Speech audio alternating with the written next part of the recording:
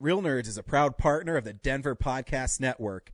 In the shadow of the mountains, we speak. Hello, everybody. I'm JD Lopez, the host of Left Hand Right Brain. It's a free-flowing, wide-ranging conversation that I have with artists doing interesting and creative things here in Denver and beyond. We talk about their personal stories, break down their creative process, and what motivates them. Spoiler alert, it's mostly spite. We talk about all these things and more while kicking back, cracking wise, and always having a good time. You can find old episodes and everything you need to know at lefthandrightbrainpod.com. Oh, hi, podcast listeners. There's many ways you can listen to the Real Nerds podcast. You can subscribe on iTunes. You can also subscribe on Stitcher Radio. You want to send us a Twitter message? You can do that. It's so easy, at Real Nerds. Like us on Facebook, Real Nerds Podcast. You can visit our website, realnerdspodcast.com, where there'll be a lot of articles for you to not only read, but to listen to our previous shows. You can also call us, 720-6nerds5. Thanks for listening, and enjoy the show. Hi, this is Jonathan Tiersten from The Perfect House and Sleepaway Camp, and you are listening to the Real Nerds Podcast.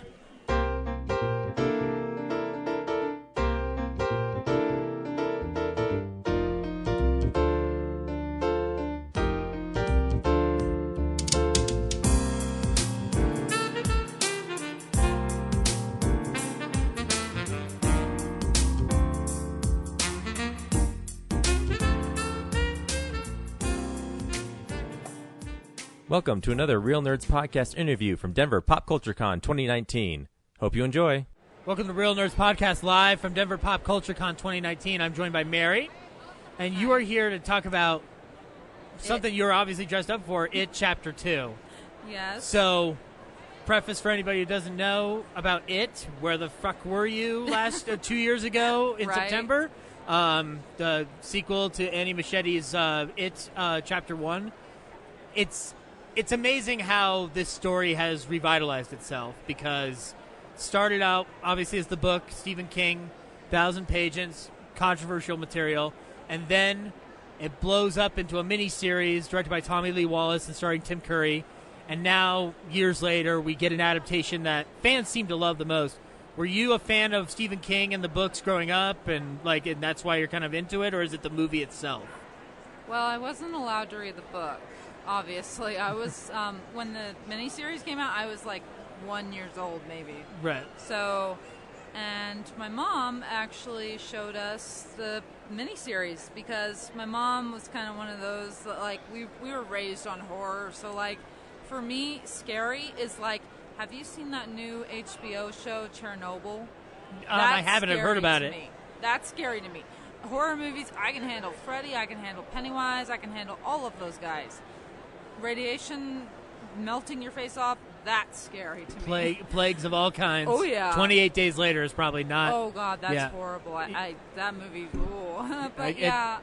We have a debate on our show whether or not it's a zombie movie or a plague movie, and our host, Ryan, says that it's a plague movie because they're not zombies. But I don't know. I think you could take it either way. Either way, they're scaring the crap out of me, and they got their flesh falling off. Yeah, true. Yeah. But what I was going to say is I saw the miniseries when I was like 7 years old, Mm-hmm. and honestly, I was not scared. I was like, it's a clown. He looks like he'd be fun to hang out with until the teeth come out.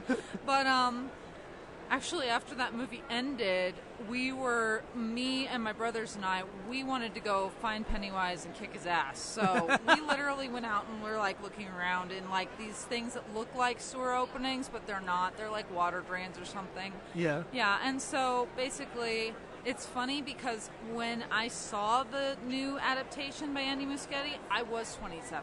So it's 27 years later. Yeah. So it's literally, it has been in my life since basically I was a child. The moment I saw it, I knew about it. And, like, I think that there's something, not only is it just the scare factor that I think draws people into it, I think it's seeing yourself in the characters. As I am dressed as, I am dressed as gender-bent Eddie Kasprak, so I guess my name would be like Edie or something. But, And what is the costume? Sorry, one more time on the costume. Is it? Oh, it's gender-bent Eddie Kasprak. And yeah. Yeah. Yeah, I have my gazebos and everything. They're Mike and Ike's, but you know. That was my favorite line in the new adaptation. He's like, "They're just gazebos." He throws pills at his mom. Did you know actually Jack Dylan Grazer, the guy who played Eddie, he messed up that line and they kept that in. That was not written. That was basically ad-lib. That's a good decision to keep that in if that's the case. And I like that kid in Shazam too. He's a really talented guy. He's wonderful. Going places. He has one of the funniest lines in Shazam too about being a foster kid and scaring them. And he goes off the walls in that movie. But with it, what is it especially like outside of the things you just mentioned? Like, what's the primal reason why it resonates with you? I hear a lot of Stephen King fans have different reasons for liking certain titles over others. Like, what is it for it that really does it? I think that with it, it's a lot of things. And this is like turning into an Abbott and Costello sketch at this point, saying it too much. But I think that it's a lot of things. And really, there's so many pieces to this story. And also, I think that anybody can connect with having a bad childhood. You know, a lot of people have had horrible abuse, and you've got Beverly, who's assaulted sexually by her father, and you've got Eddie, who's got Munchausen's by proxy going on at home. The Denbros basically act like Bill doesn't exist because Georgie died. You've got all these kids, and they've got horrible things, and I think one of the most powerful things about that story, though, is if you realize that, and I'm stealing this from a person I saw on YouTube, I just can't remember their name, I don't know who it was, but they said the most brilliant thing about it is, if you think about it, it is these adults returning, even though they're very scared, they don't know what they're getting into, but it is them putting their foot down saying, we are going to end this abuse to the kids of Derry. We want them to grow up with a good childhood. Our childhood was horrible and was ruined. We went through a lot. I mean, to be honest, all of them should be in therapy. Right. But, it's them saying that we're not going to stand by and let abuse happen to others. Which is a subject that has. It's funny that it came out about a month or two before a lot of stuff broke out in Hollywood, let alone how it's blossomed into a wonderful discussion point that has frankly been tamped down way too often for far too long. And the idea for me when I saw it, the Beverly character sticks out a lot. And I think also Eddie definitely has this. A lot of these characters have a sense of abuse, whether from a parental figure or from another figure outside of that family sphere, that creates the trauma that then affects you later in life. I didn't watch the miniseries or read the book until after the movie, the first new movie that came out. So I'm very much a newbie on it. But when I watched the miniseries and got the whole story, essentially, the thing that stuck out to me was how each of those characters had let some form of their past abuse kind of dictate where they went into the future at that point. Beverly being the obvious example, but I think you also kind of look at Stanley a little bit and his whole situation and how spoilers for anybody who hasn't seen or read it, Stanley does not get to join the group in adventures in the second one. He goes pretty quick. But I think Mike's story is interesting, and I'm curious to see how they do it in this new one, because I hear that he's not going to be completely all together there in the sense of I've heard drug use is one that's been mentioned as part of the character element, but again, this is just hearsay. Well, I think that I would bet that all of them honestly have had substance abuses in a way or another, because people use substance abuse as a numbing agent. Yep. I can see them being, very heavy drinkers or something like that, or, Eddie with the medications, who knows, maybe he's deciding to take a little gazebo here and there to numb that pain. But yeah, also what I really wonder is if they're going to do the whole Myra Kasparak thing. He gets married to a woman who's basically his mom. My theory is that he's actually a closeted gay guy, to be honest. I think it'd be interesting if they went into that area, and it's been noted that King doesn't care necessarily what you do with the story as long as it sticks to the essential core. Mm-hmm. So that would be a change that I'd be down with personally. Well, yeah, and I just think that there's a lot there. In fact, actually, there's little hints there in the, especially in the new movie. if you look on, like, the side of his pants, those little shorts he wears, there's a rainbow on them. Yeah. And then, when Pennywise greets him, this is only with him for some reason, he makes the balloons in a triangle formation.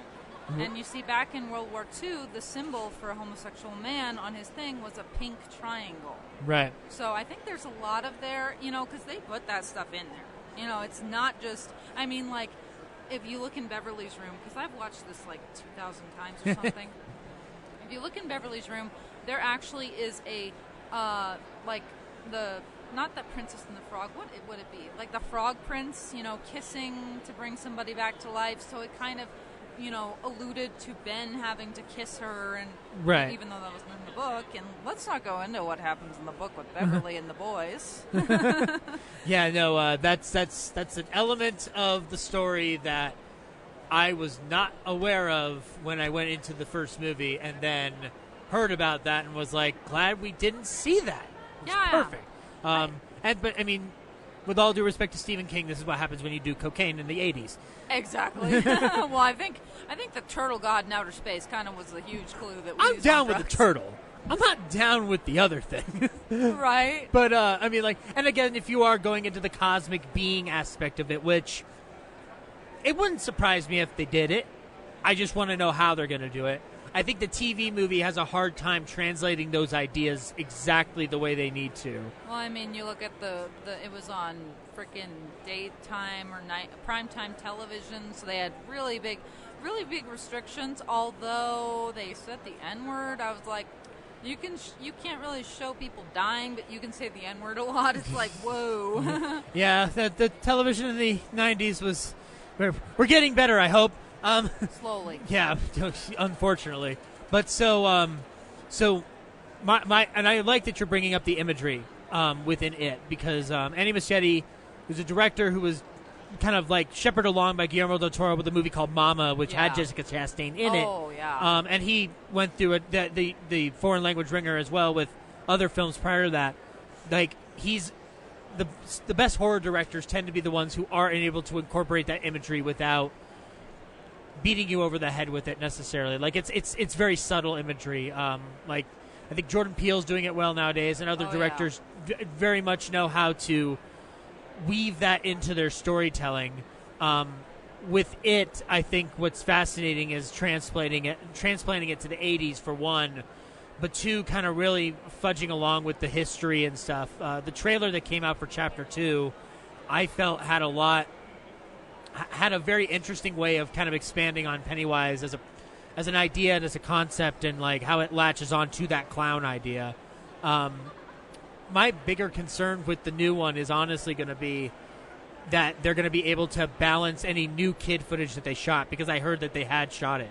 Finn Wolfhard's gotten so tall, I don't know how the hell they're going to CGI his legs off or something. I mean, he's literally the tallest loser now, I swear. Yeah, and I mean, like, I don't know. I think you could, like, you could digitize it and whatnot, but I think they need to keep it to the adults at this point. I agree. It's a dicey proposition, because you do have to have them at some point to shepherd people in who aren't familiar with how this story's supposed to go. It is. What is the thing you're looking forward to the most as an It fan to see in the new version?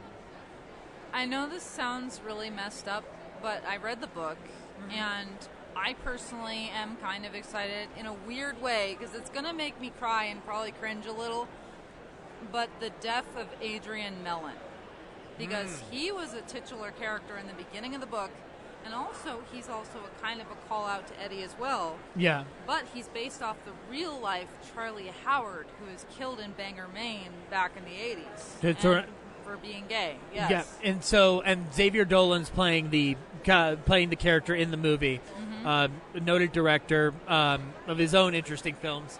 What I found interesting is, like, they describe the imagery of it. Now, since I'm not familiar with the book, does it actually have, like, that death happening followed by balloons just emerging from the bridge? Well, in the book, basically what happens is Adrian is beat up, and so is Don Hargody, his boyfriend. Right. They're both beat up by three homophobic teens who see him wearing an I Heart Dairy hat, and they decide to throw him over the bridge. throwing him over the bridge. Oh, sorry, didn't mean to hit that. Throwing him over the bridge does not kill him. I think he like breaks his leg or something, and he's struggling around trying to get out of the water and stuff.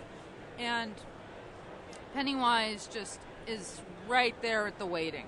And he takes, I believe, a massive bite out of either like the armpit, like arm area, or the throat area. And so he basically dies that way. And actually the bullies actually even witnessed this.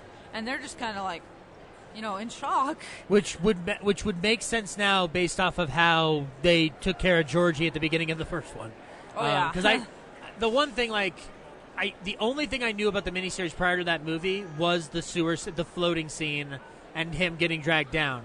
But when they showed this teaser before some horror films prior to it, and it was just that full scene, and I was shocked by how intense it was. Oh, it was expanding it was not Skarsgård's mouth like that. It's ridiculous. I love it. I know. Well, and also they really just, showing the poor child crawling away with a stump of an arm. I was like 2 months from becoming an uncle when that scene came out, and I was just like, no, stop showing this. I actually cried on that. Yeah. I did not think it would get me to cry. I am one of those people, it is so hard to get me to cry. I don't cry usually like at every Pixar movie and every Disney movie and all that stuff. It takes a lot to make me cry. And I went into this and I'm like, oh, it's going to be it. I know, from the miniseries. And then I'd see this cute little adorable boy, Jackson Robert Scott, who played Georgie. And I'm just like, oh my God, he's like sunshine in a little person. Don't let him go outside. He's going to die. I can't handle it. So as scary as the films are, though, there's a lot of humor, and it's Stephen King, so there is humor naturally. Like, funniest moment for you in the movie? Oh God, the one that like the first one right now.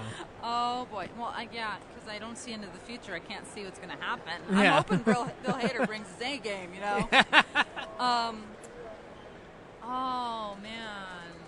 Well, you like the gazebos line, but honestly, I just love mostly just Eddie and Richie's just riffing back at each other, and I think one of my favorites is when he says it's gray water, and then he's like, what's gray water? And he's like, it's basically piss and shit. And I'm just telling you. And then the Richie picks it up, and he does one of his voices, and he's like, doesn't smell like caca to me, senor. And then, like, that face that Finn Wolfhard gets when he grabs, like, this clothing that's been left in the drain, and he's, like, so happy he's going to throw it at him, and he screams like a little girl. I'm just like, oh, my God.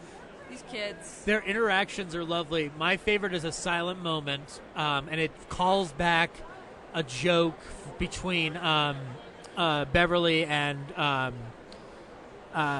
Bill. Oh, not Bill. No, Ben. Ben. Yeah. No, it's they're in Ben's house. He's gonna show them the photos of Derry. She closes the door and sees the new kids on the block poster, and then just promises to be quiet about it. Oh, yeah. It was like both the most funniest and most touching thing I had seen, which is like, I can't. I mean, if I had to anticipate anything for part two, is like obviously they're going to get together. My thing is that as long as I don't see them repeat Tim Curry's "Kiss Me, Fat Boy" moment, I think I'll be okay. That's a great moment in that movie. I don't know how it would work in the new universe. Well, actually, I think I have a pretty good way, because there's a lot of people, including me, who kind of ship Eddie and Richie together a little, because they just, if you read the book, they definitely have something. It's like there, but they're not speaking about it because, I mean, they live in the 50s. Right. You come out as gay then, they'll just cart your ass off to the sanatorium. You'll be gone for life. Right. But I think that they could easily have a way to establish that underlying thing and also not have it be canon, because Pennywise, can tap into everyone's minds. So maybe he knows about this. Maybe, like, after, Stan doesn't make it, maybe he comes looking like Richie to Eddie, and then, like, they kiss or something, and then he starts turning into him. And what I think would be really cool, though, is, like, if he's kissing him and then he goes to put his hand on his face and, like, some of the skin comes off, and he's like, and then it's like the leper, and then it's the clown, and then he has to run away. I think that'd be a brilliant Just break scene. down the layers of the different things. Yeah. Well, it's a lot to process, and we only have about, I think of the last meme post I saw was 100 days, so now we've got like 97 days to go. It's actually like 97 days, yeah. Yeah, so 97 days until It Chapter 2 comes out. So ready. Yeah. So Well, Mary, ready. thank you so much for sitting down and chatting with us about your passion for the movie It. Oh, thank you. And do you have anything to plug, or just to go see It? Definitely go see it, definitely, and also I'd say also check out Stranger Things this summer on Netflix. Yeah. And Drink some new Coke while you do it. oh yeah. All right. I don't know if I'll be able to get my hands on that though. They're selling them online. They're not selling them in store. What? I mean, it's been hard enough to get the hands on the Spider-Man Dark Berry right now. So you know. One of our co-hosts splurged on some new Coke that we're supposed to get in for a tasting. So oh my god! I told him it was dumb, but he was just like, "No, we're doing it."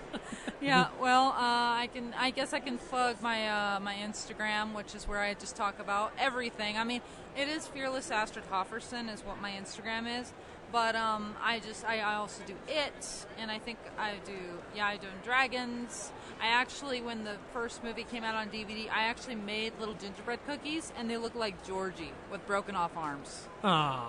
Yeah, so. All about It. My little sister actually dressed up as Pennywise too. We're just basically a family that's all into horror and stuff. So it's perfect. All right. Well, thank you, Mary, once again. This has been Zach talking with Mary about the movie It Chapter 2 and It Chapter 1 and all things It. Yeah.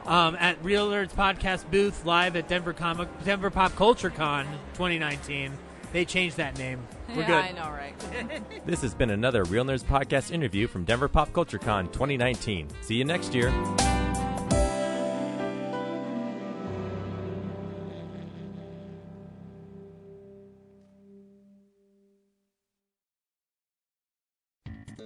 Thank you for listening to this episode of Real Nerds Podcast.